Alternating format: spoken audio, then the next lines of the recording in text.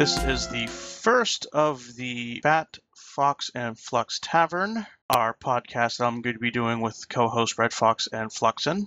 Yay. We'll be discussing tabletop games, mostly 3.5 with a bit of 4E on the side. And every now and then we may branch off for an episode or so on a different tabletop game besides D&D. But we're going to focus pretty heavily on 3.5 and 4E because that's primarily what the three of us collectively know the most of. So today we are going to start off our first ever podcast with a discussion on alignment. Getting right to the meat of things. Because frankly, in my opinion, alignment comes up so often in like every other topic that to not start with alignment is a stupid idea.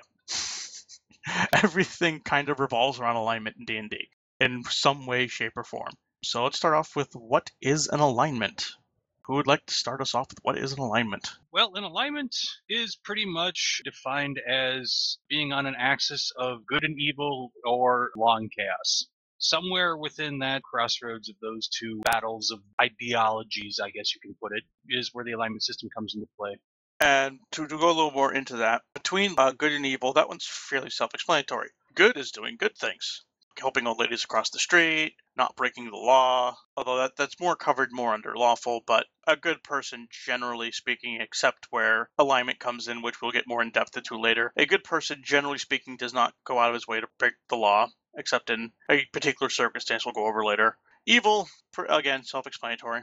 Killing, pillaging, raping, manipulating people for their own greedy ends, and it gets a bit more complicated than that, but again, as we get more in depth into the individual alignments, the complexity of the alignment system will become more clear. Because there's a nice little middle ground on each of these two of being neutral to the alignment. When it comes to good and evil, and as we'll come to law and chaos when we get into law and chaos in a moment, there's always sort of two extremes and a middle ground.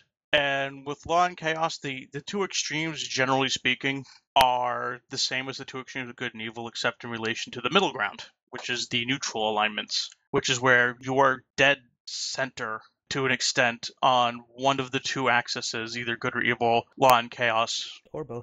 Or both. There is a true neutral where you are neither lawful, chaotic, good, nor evil. I have no strong opinions one way or the other. Pretty much. And then, chaos and law is again fairly self-explanatory. The law is you obey the law of the land or the law of a personal code or a set of values or something this is the code of the law that you follow and you uphold that code or law to the best of your ability at all times. Whereas chaotic is not necessarily random, although certainly some aspects of chaotic alignment can be very random. But it's mostly freedom and individuality over law. A chaotic person usually cares little, if anything, for the laws of others and cares only for themselves. But again, there are exceptions to this as we'll get into the alignments. If there's nothing else from either of my co-hosts here, I think that more or less covers the basics.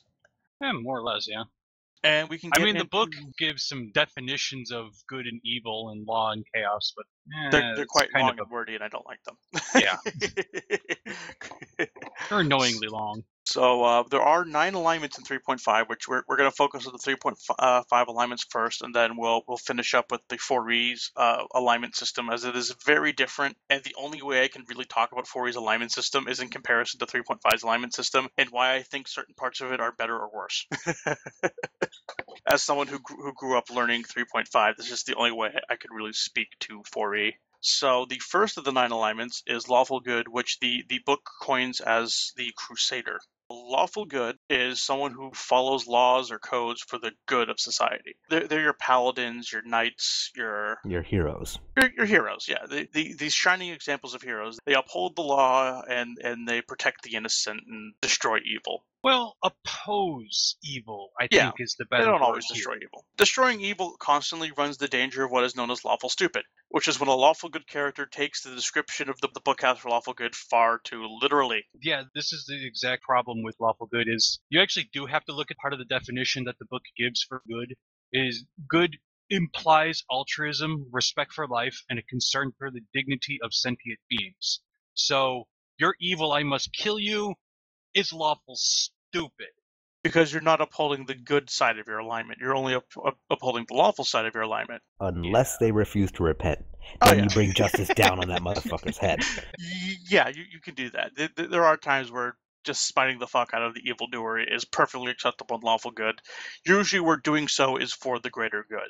Again, you have to bear in mind the good side of your alignment. You can't just focus on the lawful side. Otherwise, you'll fall into a completely different alignment that we'll get into down the road. This is the part, the description of lawful good, I feel, that leads most to lawful stupid. She tells the truth, keeps her word, helps those in need, and speaks out against injustice. A lawful good character hates to see the guilty go unpunished. Too many people take those two sentences so much to heart that they will never deviate from the exact wording of those two sentences. They will Even never. though there's an entire Oh, yeah, 3 paragraphs. Oh yeah, you can go out of your way to lie. You can lie to save others. You can lie to protect yourself. You can lie to get closer to the evil you're trying to smite.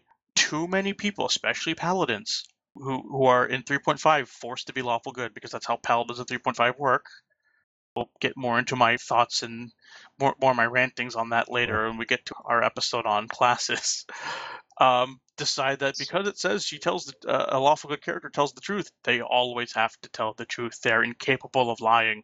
That is a paladin. Well, For 3.5, paladins have to tell the truth.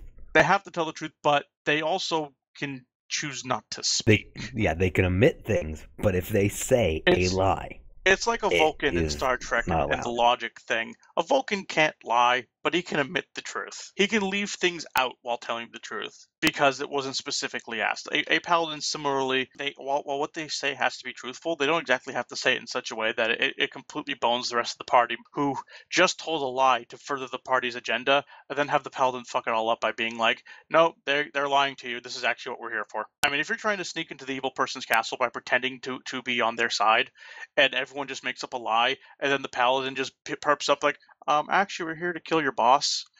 That's being lawful stupid. That's taking the whole cannot tell a lie thing to an extreme when you're forcing it on the rest of the party. And again, the hates to see the guilty go unpunished thing. Too many people think that means you have to execute the guilty. No, you don't. Not when you're lawful good. Lawful good tends to take people alive when possible. They believe in fairness. Because the law dictates they must go through trial first. Unless you're in a very draconian society. Which brings up a very interesting point where what is a lawful good character to do if they grew up in a non-good society, such as a lawful neutral or a lawful evil society? I'm not sure if we really want to touch on that at this exact moment because we haven't gone over lawful neutral or lawful evil. Yeah. But in summary, essentially, a lawful good character, there could be very interesting moments for roleplay as a player if your law forces you to do something that is not good. And it creates sort of an interesting character struggle of which supersedes the other, the lawful side of your alignment or the good side of your alignment.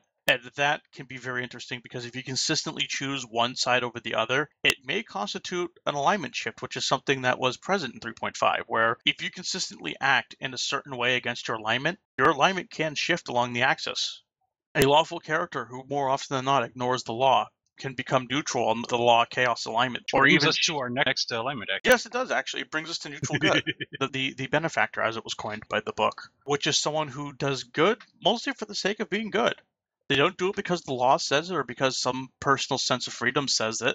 They do it because it's the right thing to do. They are the quintessential, I'm doing the right thing because I want to do the right thing kind of character. Clerics are usually neutral good, that I've noticed. Mostly because a lot of the decent cleric gods tend to be neutral good in alignment. But, heal everybody! You get a heal, and you get a heal. Yeah, you don't care about the zealotry of someone who upholds the law to the letter, nor do you care if someone's an individualist. All you care about is, are they doing what is good? Unless you're a Cuthbert cleric. Well, they can. Let's be fair. St. Cuthbert's actually isn't good. St. Cuthbert is very, very lawful neutral. Lawful corporal punishment. Lawful Judge Dredd, as I like to call it, which we'll get into in a couple alignments down. But yeah, a neutral good character, a very good example of that, in my opinion, is Gandalf from Lord of the Rings. Gandalf, in my opinion, is a quintessential neutral good character. All he cares about is the good of Middle-earth and furthering the good of Middle-earth. He doesn't care if you're lawful, if you're chaotic. Are you good? If you're good, you're good. Are you hoping to oppose the evil? Even better. If you're not, well, I'm still going to protect you, because that's what good people do. Anyone else have any thoughts on neutral good? Neutral good's rather simple. Yeah, neutral good's very, very straightforward. Yeah, So pretty much. let's go into chaotic good, which is a bit more in depth. Yeah, Chaotic good's the rebel. They're good, but a chaotic good character, first and foremost, believes in the personal freedoms of everyone. Because a big aspect of the chaotic alignment is personal freedom. And with the chaotic good character who is influenced by their desire to do good, that usually means that they wish to impart their own sense of personal freedom onto others, so that others too may feel free. The quintessential stereotype example that everyone uses for a chaotic good character is Robin Hood, who breaks Pretty the much. law to help people in need. And the law is making me oppressed and making all around me poor. I shall steal from the oppressors and give to the poor. Yeah, a chaotic good character in an evil society where the laws are there to oppress the people wouldn't have hesitation whatsoever in breaking those laws. It's spitting in their faces and leaving little doggy poo bags at the door of the judges while he's at it. Which may or may not be on fire. Which may or may not be on fire, because that's just how chaotic good rolls. And all they care about is helping people be free. They may not always care about helping others be free, but they themselves definitely want to feel that they have a sense of freedom. The description of the book even has a sentence right on that. He believes in goodness and right, but has little use for laws and regulations. As I said, he cares not about the laws and the rules of the land. He only cares about doing what's right. He has his own moral compass, and while it's good, it may not always be the one that agrees with society. Good thieves are generally chaotic good. They steal, they cheat, they lie, but at their core, they're a good person. They want to do good. They want to be this benevolent, friendly person who's just the lovable rogue who's in it for himself, but also has a heart of gold who helps people out when he can. Any other thoughts on chaotic good? Not really. All right, we're actually chugging along fairly quickly with this. Quicker than I thought we would. A lot quicker than I thought it would. It's a good thing we have a whole other system to talk about after. Lawful neutral, the judge, which immediately made me think of the quintessential lawful neutral character is Judge Dredd. I am the law. Exactly. If you're lawful neutral, you are the law. You care not about good or evil. All you care about is the law or the code you live by. And every letter of it. Exactly, in every letter of it. If it says that someone who commits such and such a crime must die, and you see them committing that crime, they must die, regardless of mitigating circumstances, because that is the law. Some of you may be thinking, oh, that sounds very evil at times. What if it's a child? Well, that's where the neutral and lawful neutral comes in. You're not good. Technically, you're not evil either, because all you're doing is obeying the law. I believe Flux knows the race that's lawful neutral, the ones from Mechanus, what are those things called again? The dice people. Modrons. Modrons are the epitome of lawful neutral. They are just beings that exist to follow this weird hierarchy law that they live in. So much so that they are incapable of perceiving other Modrons that are not either a direct subordinate or a direct superior to themselves, because they have no reason to. Only follow the law and keep everything in order. Exactly. That's all they care about is the order. You are an agent of order if you're lawful neutral. That is your purpose in life, is to preserve and enforce the order that you believe in, whether it be the laws of your land or a personal code. Monks are very usually lawful neutral, and they usually follow some sort of a personal code as opposed to the actual laws of the land. And a monk has to adhere to this code to the strict letter. If it says they're not allowed to have a lot of wealth, they have to go out of their way to make sure that they're refusing payment for services rendered, or that if they do accept payment, it's not a lot, or if they do get a lot of money, that they're either giving it to the rest of the party or they're giving it to various causes as maybe part of it. I mean, your code can compel you to do good things, but you're not good because of it, because you're doing it because the code says you are, which is an important aspect of the neutral part of the alignment, which nicely segues us into the next alignment, which is neutral.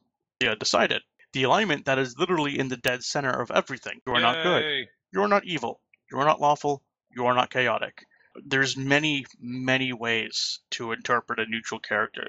They could simply not care very strongly about the ideological beliefs of the strong alignments, or obviously they being lack the others. The ability to.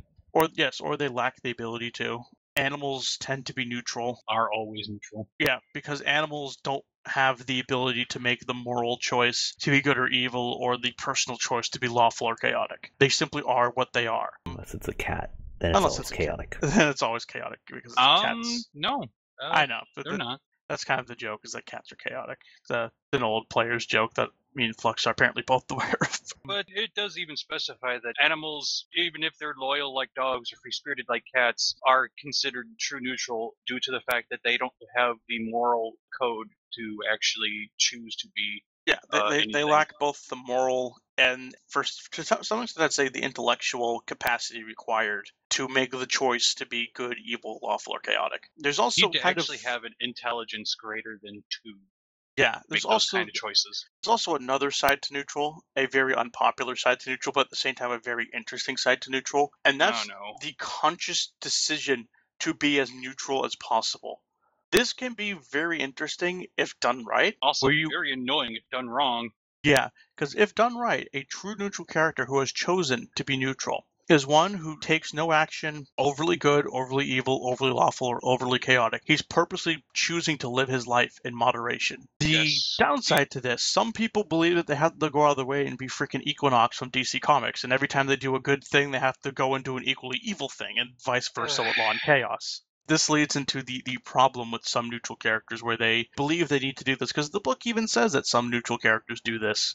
Well, it's more along the lines of the book states that some commit themselves to neutrality and that law, chaos, good, and evil are extremes that need to be avoided.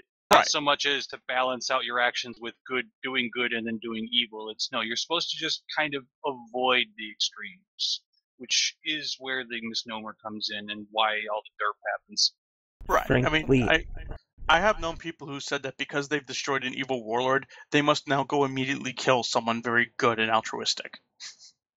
Frankly, the neutral, keeping everything balanced, usually applies to characters like Mordekainen. People like that who have ascended so far that they don't care about morality anymore, just keeping things in balance. Mordekainen, the character, is like the quintessential, and no matter what system you're in, of whatever the closest thing to neutral on the alignment scale of a particular edition is. He's a wizard, I believe, who is so ascended in his art of wizardry that he cares not for the affairs of the world on a small scale anymore. His dealings are the dealings that border the realm of the gods. His every decision has the potential to topple nations. I can't speak to him in 3.5, but I know in 4E, he's essentially become like this guy who just hoards really powerful relics and artifacts so that nobody stupid, which in his opinion is anyone but himself, can run around using them all willy-nilly.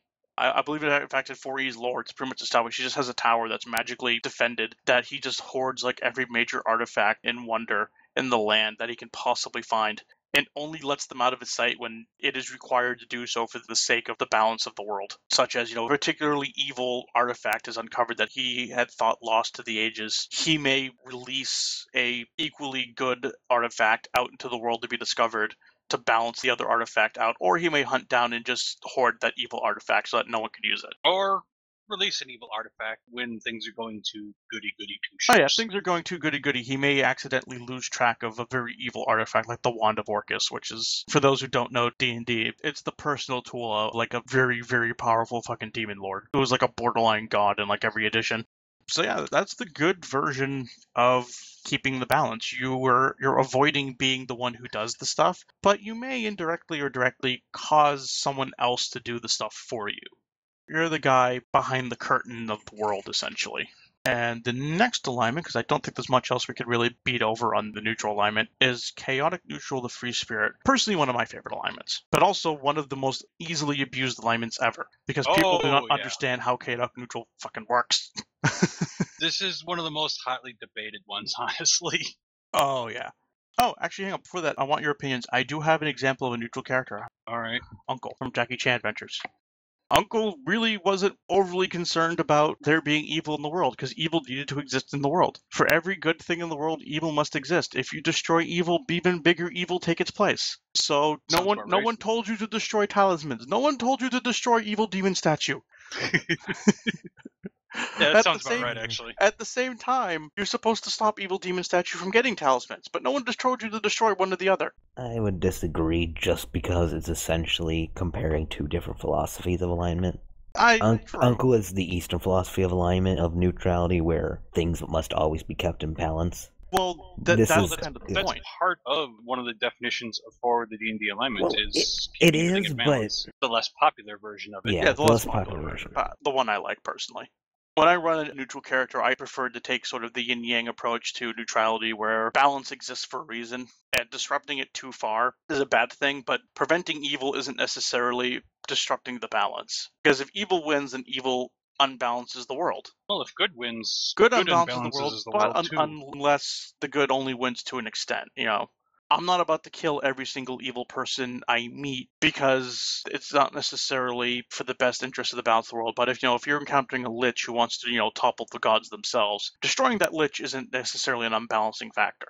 It's a balancing factor to destroy what would have been an unbalancing factor. So where exactly you draw that line is up to the individual player.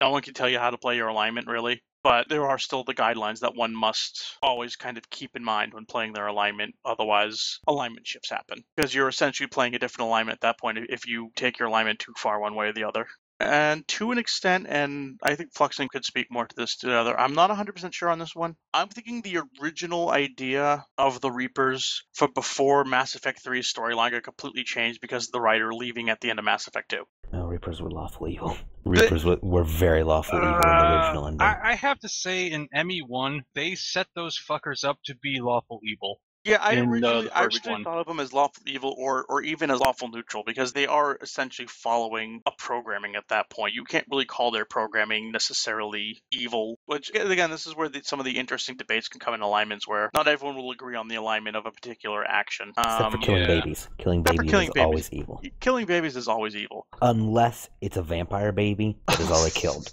Then it's good. Vampire baby that's already tasted blood. Okay, I might be able to get behind that as a non-evil act, but it will not be a good act at the very least. Just have to be the paladin, ask the vampire baby to repent. It says goo goo gaga, then you bring your sword down on it. What was this gaga goo goo? Well, then it's obviously repented. You go on your way and wish the vampire baby a good day. And that's how you play a decent paladin. Me an awesome idea for my next campaign. I might steal that as well for one of my campaigns. Why have I never thought of encounter this? a fully sentient vampire baby. What do you do with it? It's already taken life. Chaotic neutral. Let's start with the bad way to play chaotic neutral. Stabbing your party in the back constantly because it's funny. Yeah, that gets old. That gets old faster than you might think. You might think, haha, it's funny, I did this thing that kind of fucked us up. Like, I forgot to tell you there was a trap there, and I know you'll survive the trap, but you'll still get hit by it and take 2 points of damage. Haha, funny! The thing is, though, by the very nature of the D&D alignment system that they give the definitions for and everything, that's not chaotic neutral. People keep seeming to think that that's chaotic evil. Yeah. That's purposely creating malice. That's not neutral. Yeah, we'll get into this when we get to chaotic evil. People misunderstand the difference between chaotic neutral and chaotic evil so often. It's sort of the lesser side of chaotic evil for some reason people think is chaotic neutral. No, it's still chaotic evil. The problem with chaotic neutral is it is a little complicated. You do follow your own whims first and foremost. You value yourself above all others, and you don't really give a shit about other people, but you don't go out of your way to challenge authority or fuck people over. That's just not cool. No. I mean, unless an outside force kind of tips you one way or the other, prompting you to do it, and if the money's right, then you might be persuaded to do it. Which brings us to a good example of chaotic neutral, and I would just, as stupid as it may be, to bring up my own characters from past games. Character from my most recent game I played, the game you can actually see if you go to live.lorecat.com and look for Falro's campaign. Little plug for Lorecat there. I played a wizard who was chaotic neutral, and I always kept in mind, what is a good chaotic neutral first and foremost? Well, he's an individualist. He's not good, but he's not evil. He's out for himself first and foremost. So I kind of built into him a built-in flaw that kept him from being overly good. And that's if there was the temptation of wealth, especially wealth of magical knowledge or power, he would consider doing some very borderline evil things to get it. A prime example, we accidentally turned an entire country into a giant floating eyeball with a death beam. Everyone else's reaction was to immediately find a way to turn the eyeball back into the country and the millions of people living there. My immediate thought, well, that's tragic and all, but hey, giant floaty eyeball that shoots a death beam, that's kind of awesome.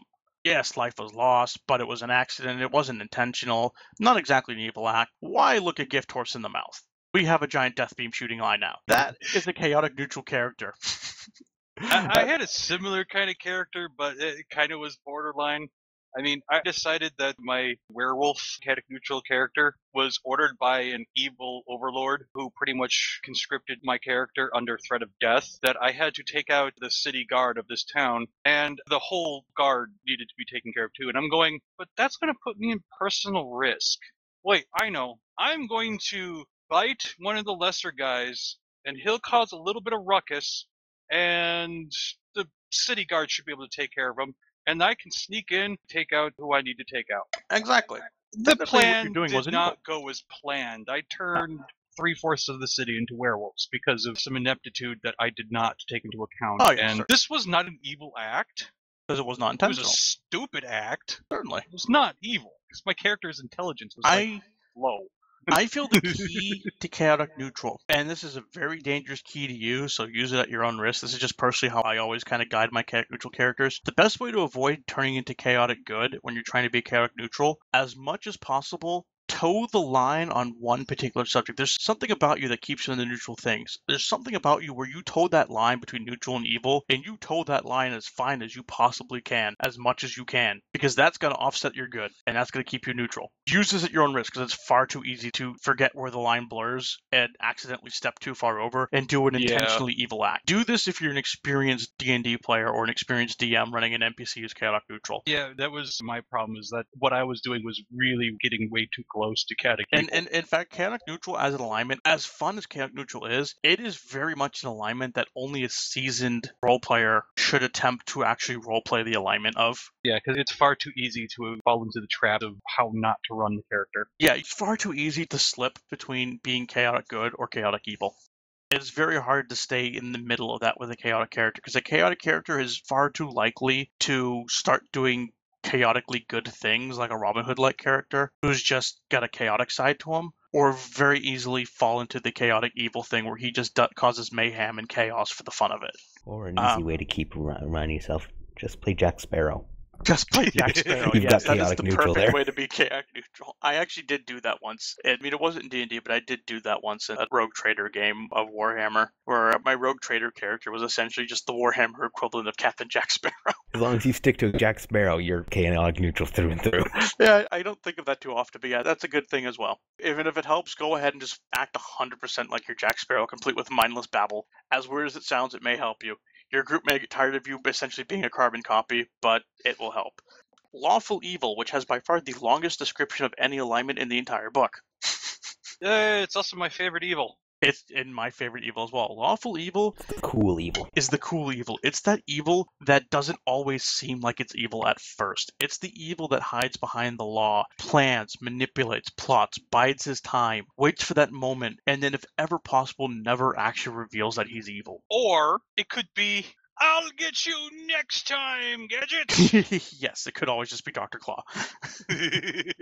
Or- Another good example of Lawful Evil, on the other side of the thing, and people may vehemently disagree with me, how many of you are familiar with the anime Hellsing? That anime is kind of awesome, actually. Alucard, in my I'm opinion, familiar. is quintessentially Lawful Evil.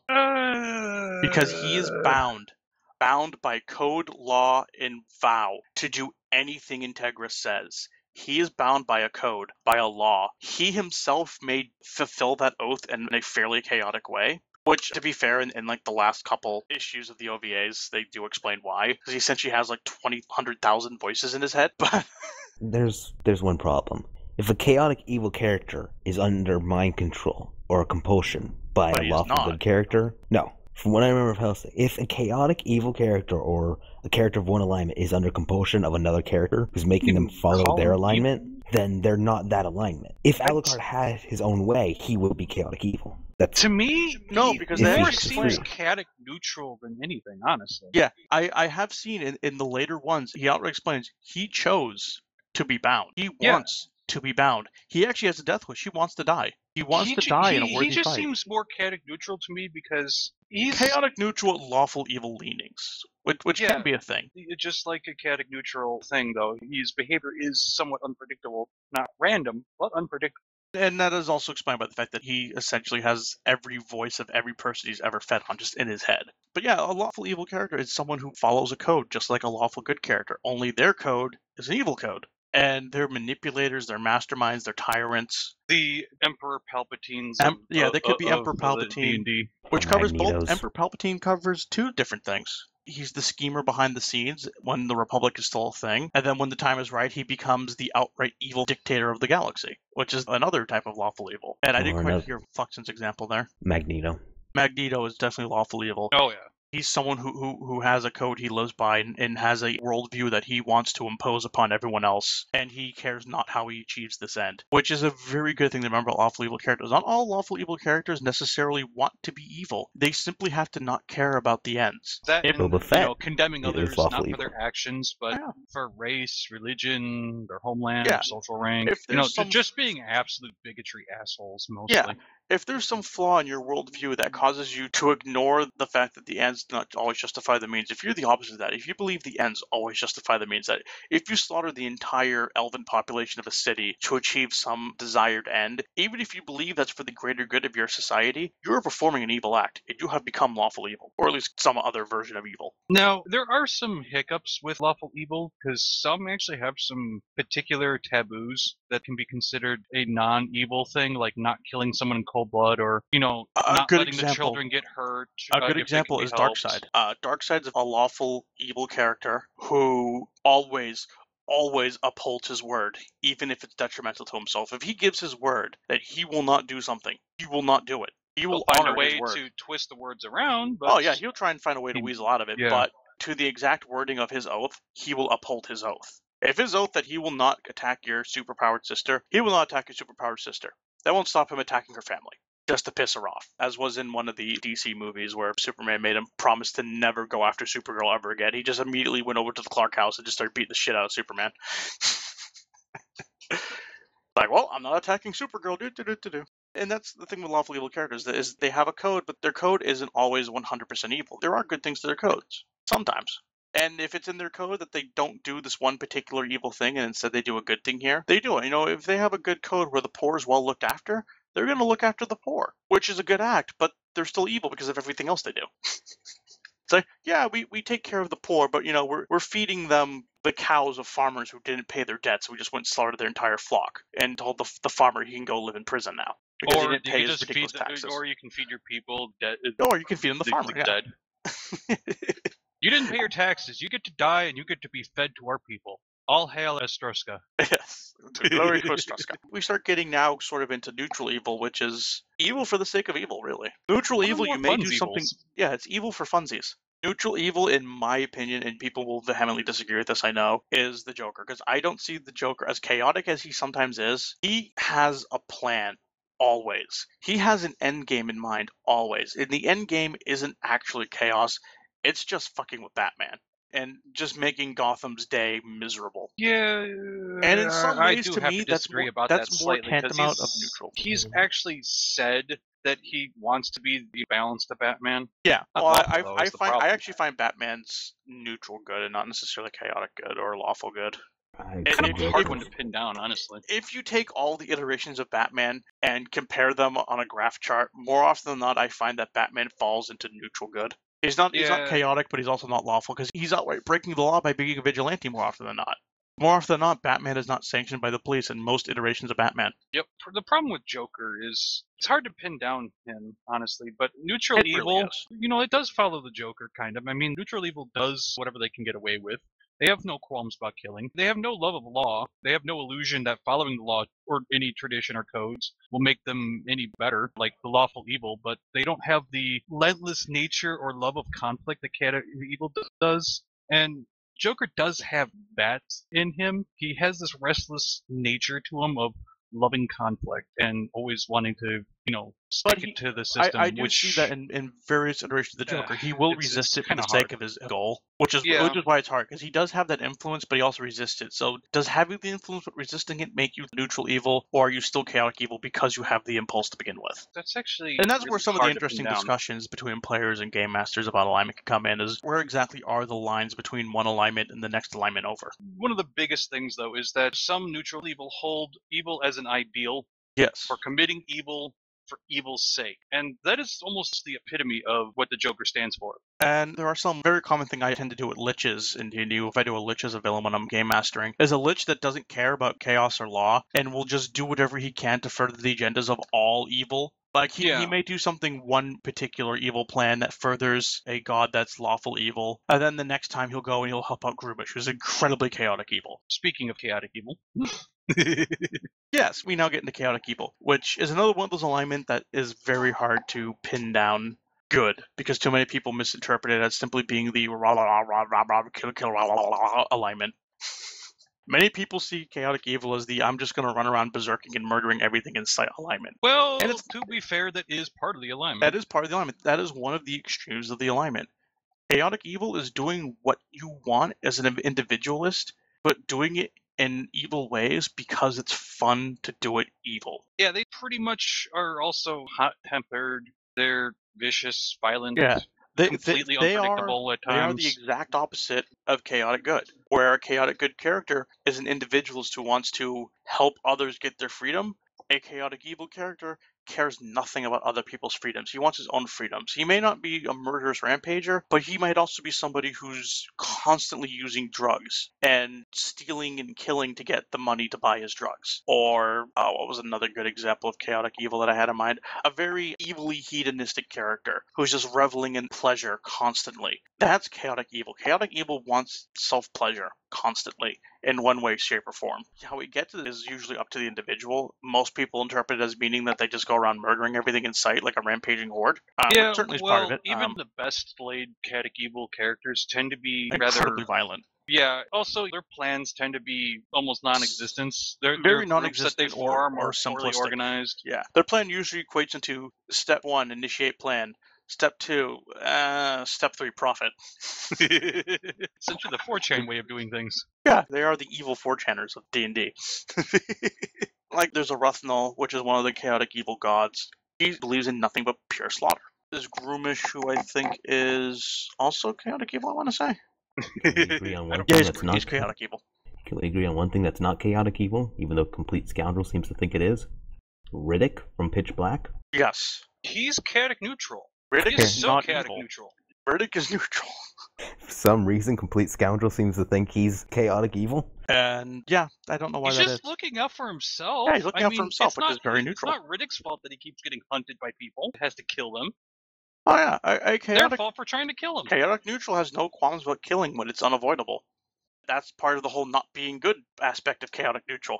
A good character will avoid killing. A neutral character will just kind of shrug like, I tried to run away, but you're still chasing me, so I'm going to have to kill you now. Chaotic evil is just really the best way to play a chaotic evil character is just think of a hedonistic character whose pleasures are evil. He doesn't want to get the simple legal pleasure of a nice leisurely stroll in the park or something. No, he wants the pleasure of bathing in the blood of his enemies or just soaking his body in illegal substances and things like that, raping and pillaging and so on. At its absolute worst, it could be wanting the destruction of beauty in life and everything it stands for. You could just want to destroy the universe as well. I mean, plenty of chaotic evils just want to destroy the entire universe and leave nothing but chaos in its wake. Some are very big on the actual upholding chaos for chaos's sake part of chaotic evil. Let's spread evil and chaos because everything's better with evil and chaos. Yeah, at that point you turn into a Chaos Marine, and Chaos Marines are very chaotic evil. They are quintessentially chaotic evil. I think that's just enough time to kind of briefly go over the very simplified and stupid 4E alignments. Well, mostly stupid. Yeah. 4E alignments get broken up into good, lawful good, evil, chaotic evil, and unaligned. On the two ends of the spectrum are lawful good and chaotic evil, with evil and good being the lesser versions, and then unaligned in the middle. Unaligned was an amazing step forward for Dungeons & Dragons. Yes. Unaligned is the you don't actually care about alignment. That is the average Joe person, the person who's just in it for himself, or he just doesn't care about being good for good's sake, or being evil, or being lawful, or being chaotic. And then there were stupid things about it, like apparently only lawful good people can be lawful. Kind of stupid. Or chaotic evil people being the only kind of chaos. Also stupid. Evil was essentially in 4E. Evil is everything but chaotic evil on the evil spectrum, all wrapped up into a single alignment. Likewise, so is good. Good is neutral good and chaotic good combined. What they did with 4E's alignment system is, and I know I get a lot of flack every time I say this, 4E is the World of Warcraft of Dungeons & Dragons. They tried to simplify the hell out of it just so that new people coming in can go, oh, I'm familiar with this. There's good and bad. Yay. In some ways, it's good. I like the very streamlined feel of a 4E campaign in this regard. Everything is much simpler and much quicker. But it's got its up and downs. Sometimes the oversimplification can be an issue because the oversimplification kind of took away some of the customability of D&D. I will say that the alignment system, for the most part, they simplified it too much, but they added unaligned, which is nice. Unaligned was the best idea they ever had. They shifted anything that, instead of being true neutral, they took it and said, no, you're just not in the spectrum at all. And most normal people are just within this unaligned spectrum of we just exist and we just try to live out our lives. They just took all of the neutral alignments and just said, there you go, you're unaligned. You're just living your life, minding your own business. You're living your life the way you want to live it. You're not good, you're not evil, you're not lawful, you're not chaotic. At the same time, I still think getting rid of Lawful Evil, because Lawful Evil is just my favorite evil alignment, and I'm a little prejudiced against that. Getting rid of Lawful Evil was a really stupid idea. I mean, granted, evil, the way 4E describes it, is very similar to Lawful Evil, but there's also that bit of neutral evil in there that kind of taints the glory of Lawful Evil for me. I do like Neutral Evil. Neutral Evil is very interesting, but it's so hard to play. Neutral Evil is much like the other neutral alignments. It's very hard to toe that line between the two opposing spectrums of it, that it's kind of like, you're either going to end up lawful or chaotic eventually. You're going to alignment shift eventually, unless you're going out of your way to avoid alignment shifting. And at that point, you're not really playing your character so much as you're playing your alignment, which is something you should always avoid when playing Dungeons & Dragons. Don't play your alignment, play your character. Yeah, that's an important lesson to know, is your alignment is not the end-all of your character. And any DM who says otherwise really should relearn how to DM, because should relook at the DM section of the book. It should not be the focus of your character. It should be the guiding principle of your character, not the end all. It should be sort of the guideline. This is how you would sum up your character to a stranger, but it's not who you are. There is, for people who do have trouble trying to figure out what they want their character to be, there is a nice tool that still exists on Wizards' website. If you just type in D&D alignment test into Google, you will come up with the website, because it's a string of numbers and letters that makes no sense, because it's in the archive. You can actually take the test, and it's recommended you take it at first level for your character, and about every 3 levels, you should retake the test as your character is progressing in your storyline to see if you're shifting alignment. Very rarely will your character stay the same throughout a campaign, because you'll have an idea in your head before the campaign starts, but then once the campaign starts, there's always going to be some curveball that makes you rethink how your character's acting in the world that your Dungeon Master has created. And that's a good thing. It is, because that creates character growth. A character who doesn't believe in good may slowly become a good character over the course of a very good-oriented campaign. Or tragedy can strike and make a good character evil. Yeah. You may start out as this paragon of goodness party in a very crappy world, and all of you could just become very jaded and give up on the idea of being altruistically good, all turn neutral, and go pirate. I've had that happen with games I've run before. Or you could have a paladin who falls from graces from their god because they've become so jaded with the world around them, trying to follow the ideals of their god. And this actually gives you the opportunity for repentance through story, or becoming a blackguard.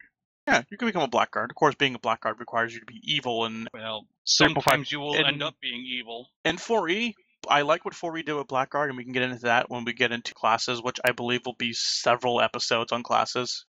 Yeah, there's a lot of classes. I may try to limit it to core and some prestige classes, but there's so many classes that I may just end up branching out. We might only just touch classes every few sessions or so, because just going from class to class to class to class week after week is going to get very boring if we do it that way. It might. That's essentially 4E in a nutshell. So all the alignments were stupid, but unaligned was good. With the little bit of time left, I have a little list of characters, and I'd like you to tell me what you think the alignment they fall in. Okay, yeah, we can finish with that. Let's start off with an obvious one. Darth Vader. I would say I'm a little torn on that one between lawful and neutral evil. Depends when. Let's go with how we all first met, well, if we're old enough, how we first met Darth Vader. Episode 4, classic A New Hope. Episode 4, Darth Vader. Lawful evil. Yeah. Actually, no. Neutral evil. Because Darth Vader was the dog while Palpatine was the leash. So, if Darth Vader had his way, if Darth Vader had his way back before they brought in more things on Anakin, it would have been very different. He was willing to kill people, even if they were crucial to any plan, just because they annoyed him. It is funny you mention that, because in the book, D&D does list lawful people as they actually will love to lead, but they don't have to lead. They'll No, they don't actually have to. follow others. They don't have to. But Vader, by his nature, was not lawful. Vader, by his nature, would kill a high-ranking, very important Imperial officer because he looked at him the wrong way. This is definitely the case. So yeah, making him lawful is kind of hard to really pin down. But he wasn't chaotic either. No, he wasn't chaotic. He He had goals. He had plans.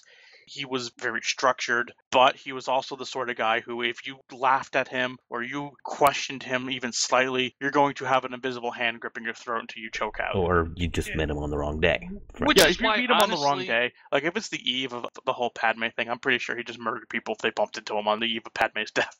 honestly, though, I'd have to say lawful evil with neutral evil tendencies. Because he is a follower of his own personal code. This is true, because it wasn't established until we started getting into the bullshit expanded universe post episodes 1 through 3 that Vader had any thoughts whatsoever of betraying the Emperor. Yeah, so he had no just thoughts of from betraying New the Emperor Hope. until Yeah. he was slowly turned by his son back to the light. So I can see lawful which is a with perfect neutral tendencies. which is a perfect example of alignment shift.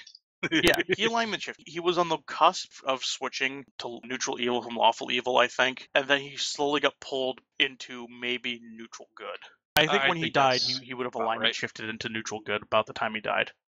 So, Snidely Whiplash would be the next one. You're talking the stereotypical Snidely Whiplash type of villain, or just Snidely Whiplash himself? Snidely Whiplash. It's been so long since I've even looked at the actual Snidely Whiplash. I don't feel comfortable commenting on what his alignment might be.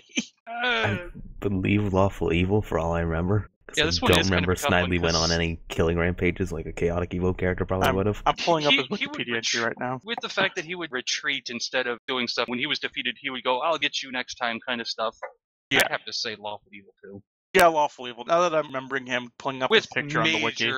With major neutral evil tendencies. Funny He did how have that his own always code. tends to work.